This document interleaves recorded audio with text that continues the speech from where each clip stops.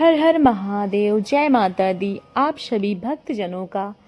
आज गुप्त नवरात्रि के 10वें दिन महाविद्या माँ कमला देवी की कथा श्रृंखला में आप सभी भक्तजनों का, श्रोताजनों का स्वागत है। आज माघ गुप्त नवरात्रि का अंतिम दिन है।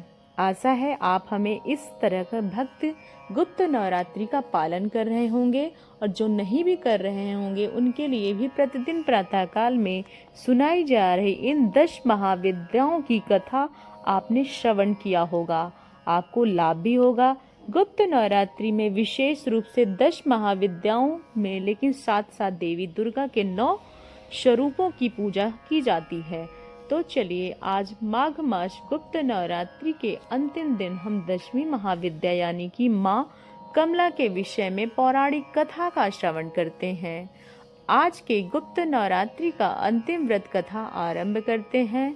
माता लक्ष्मी के अनेक स्वरूप हैं, उनमें से एक स्वरूप माँ कमला का भी है।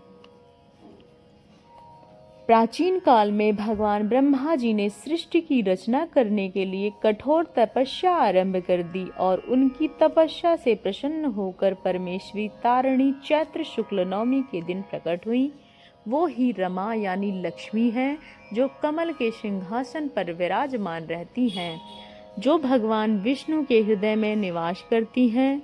स्वतंत्र तंत्र के अनुसार माँ कमला ने विशेष रूप से कोलासुर नामक असुर का वध किया था और उसके लिए अवतार धारण किया था। वाराही तंत्र के अनुसार भगवान ब्रह्मा जी, भगवान विष्णु और भगवान शिव तीनों ने ही माँ कमला की उपासना करते हुए, और इसलिए देवी का एक नाम त्रिपुरा भी है।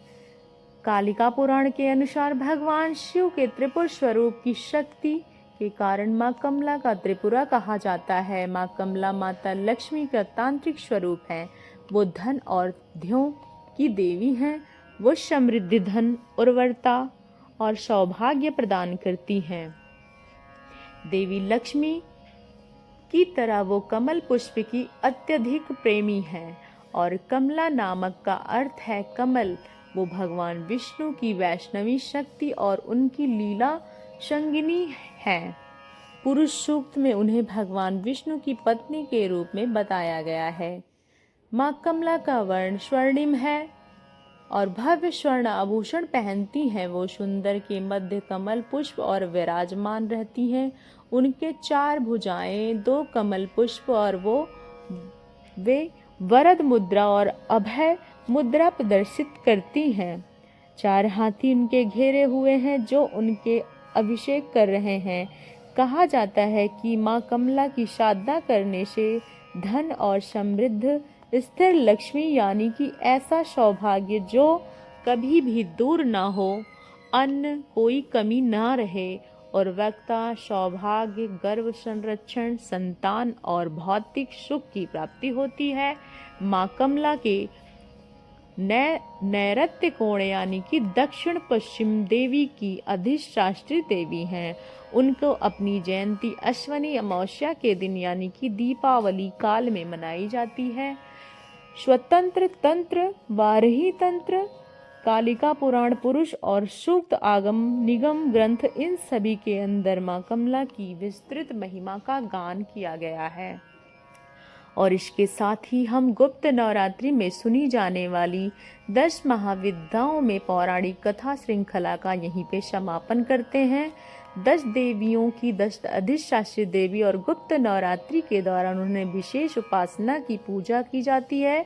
इन 10 महाविद्याओं की कथाएं आपको कैसी लगे हमें कमेंट बॉक्स में ज़रूर बताइएगा, और जय माता दी लिख के जाइएगा। गुप्त नवरात्रि का पालन किया तो आशा है आज उसका समापन भी करेंगे पूर्ण विधि विधान के साथ, और देवी दुर्गा के विशेष आशीर्वाद भी प्राप्त करेंगे। इसी के साथ आज की इस वीडियो को यहीं पर विराम देते हैं, और हम आपसे फिर से मिलेंगे बहुत जल्दी अगली कथा के साथ। यह जानकारी आपको कैसी लगी हमें कमेंट बॉक्स में ज़रूर से ज़रूर बताइएगा, और हमारे चैनल को फॉलो एंड सब्सक्राइब शेयर ज़रूर कीजिएगा। माता दुर्गा की कृपा आपके जीवन में सदा सदा ही बनी रहे। इसी के साथ हम अपनी वाणी को विराम देते हैं। अगली कथा के साथ आप सबसे पुनः मिलेंगे। तब तक के लिए जय माता दी, जय माता लक्ष्मी।